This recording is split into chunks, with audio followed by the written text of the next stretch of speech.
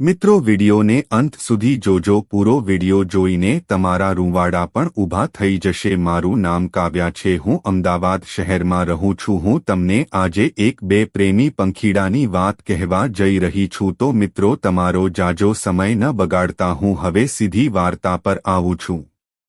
જયેશ શરાબના નશામાં રહેતો, હર હંમેશા એ હવામાં પણ એ ચહેરાને શોધતો હતો।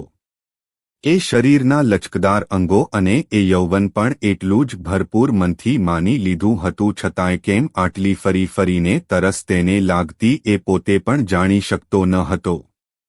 પોતે લગ્ન કરેલો યુવાન હોવા છતાં તે ચહેરાને પામવા મથામણ કરતો ને એ હતી હિરલ। હિરલ પણ એક હરણી જેવી મખમલના શરીર સમાન હતી। સદાય ઉછાળા મારતી એની ચાલ અને લટકતી કમર પણ આબેહૂબ હતી। તેના હોઠનો રસ પીવામાં જે નશો જયેશને મળતો એ નશો લુચ્ચી શરાબમાં પણ ન જ હતો। કોલેજના સમયમાં પ્રેમના પગથિયા ચડી ચૂકેલી હતી। હિરલ અને જયેશ હંમેશા કોલેજના બહાર જોવા મળતા હતા। બંને દેહ હંમેશા એકબીજામાં જ મગ્ન રહેતા હતા। હિરલ એટલી જ નવળાશની સમયમાં ભગવાને તેના યૌવનથી મઢી હતી।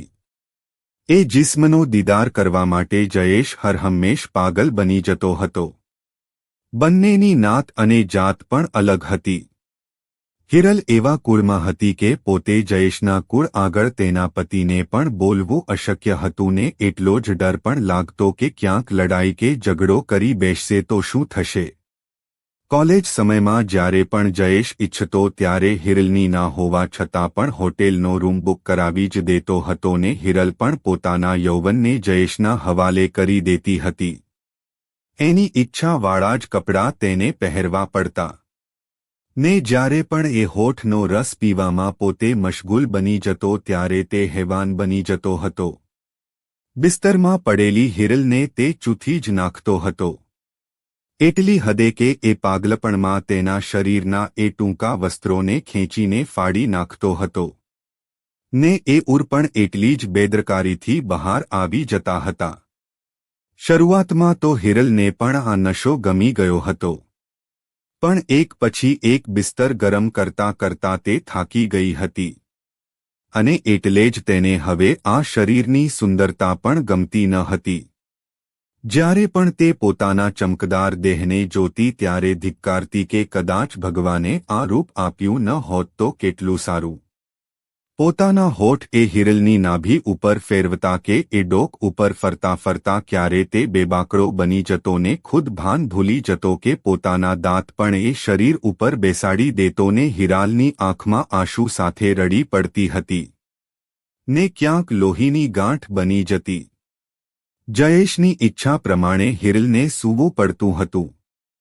ક્યારેક અસહ્ય વેદના પણ થતી તો એના કહી શકતી પણ નહીં। જ્યારે પણ તે જયેશની નીચે હોય ત્યારે જયેશ આવેશમાં આવીને તેને ગાળો પણ બોલતો હતો ને એ અપશબ્દને પણ હસતા મોઢે સ્વીકારી લેતી હતી। લગ્ન પછી પણ તેના પતિની ગેરહાજરીમાં તે ઘરે આવી જતો અને પોતાના હાથ ક્યાંક તે એના ચહેરા ઉપર મૂકી દેતો તો ક્યાંક એ ઉર ઉપર જોરથી મુક્કો પણ મારતો। બેબસ અને લાચાર સ્ત્રીના તો પિતા સમક્ષ કહી શકતી ના પતિને પણ ખબર તો પડે ક્યારેક ને એના પતિને ખબર પડી ગઈ પણ નામ જ એટલું કદાવર હતું કે કંઈ કરી શકે એમ ન હતો। લગ્ન પછી પણ ક્યારેક તેના કોલ આવતા કે મેસેજ આવતા તો એને જવાબ આપવો પડતો હતો। ઘણીવાર તે લેવા આવતો તો તે ચોરી ચોરી એની જોડે જતી હતી અને જયેશ એક શરીર ઉપર પોતાનો આનંદ માનતો હતો। હવે તો એક લાશ બનીને હિરલ પણ પડી રહેતી હતી। હવે તેને સમજાઈ ગયું હતું કે આ કોઈ પ્રેમ ન હતો, આ તો બસ એક હેવાન માણસની વાસના હતી ને એ વાસનાનો ભોગ બની ચૂકી હતી। હવે તે ખૂબ જ દુઃખી હતી।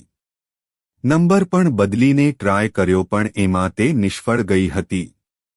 ઉલટું તેને અપશબ્દો સાંભળવા પડતા ને જ્યારે ફરી તે બોલાવતો ત્યારે તેના કોમળ અંગોને વધુ નુકસાન કરતો હતો। આખરે પોતાના ભૂતકાળથી છૂટવા માટે એક રાતે નંબરથી લઈને એ જૂનું શહેર પણ બદલી નાખ્યું હતું। થોડો આનંદનો ભય તો રહેતો હતો, પણ ધીરે ધીરે એ પણ ચાલ્યો ગયો. બસ જો હિંમત શરૂઆતમાં જ કરી હોત તો આજે શહેર પણ એ જ હોત, એવો અહેસાસ પણ ક્યારેક તેને થતો હતો. પોતાની ભૂલ ઉપર દુઃખ થતું હતું ને તે સમજી ગઈ હતી કે આ કોઈ જયેશનો પ્રેમ ન હતો, બસ તેને એક શરીરની ભૂખ હતી.